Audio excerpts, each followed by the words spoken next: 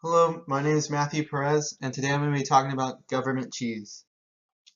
In this presentation, I'll be discussing the market failure of milk in the 1970s, how government intervened, and the outcome of the intervention.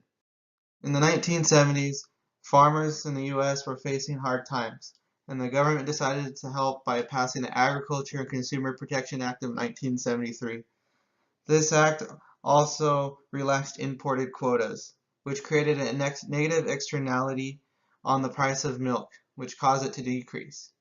In this graph, you can see where Q1 and P1 meet is the price before the act was enacted, and then where P and Q meet is the price after the act was passed. So you can see how the price of milk actually decreased and continued to hurt farmers. The government decided to intervene by passing another act, the Food and Agriculture Act of 1977, in which the government created a price floor on the price of milk by buying cheese, because they believed if they bought cheese, cheesemakers would have to buy more milk, and this would increase the demand of milk and would also increase the price of milk.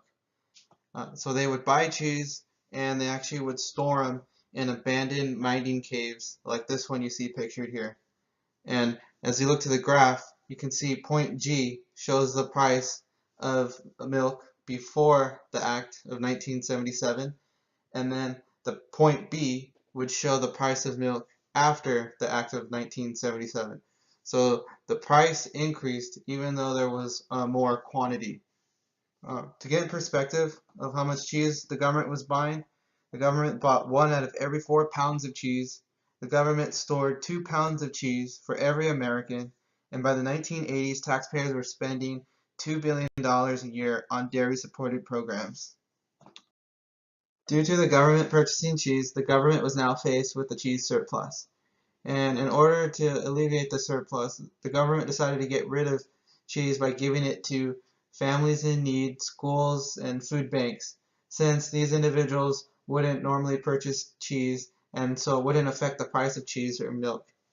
And this actually helped, but the surplus still remained.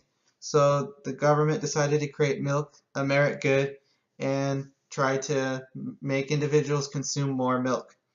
As a result, they used the campaign ads, such as the Got Milk ads and the mustache ads that we're all familiar with. It worked, and over time, the consumption of milk increased, and it actually balanced things out. And most recently, in August 2018, the USDA announced to lessen the impact of trade disruption and aid families in need that they were going to earmark nearly $85 million to purchase fluid milk and other dairy products. Let's just hope they won't be filling caves with cheese anytime soon. Here's a list of my references. Thank you for listening to my presentation.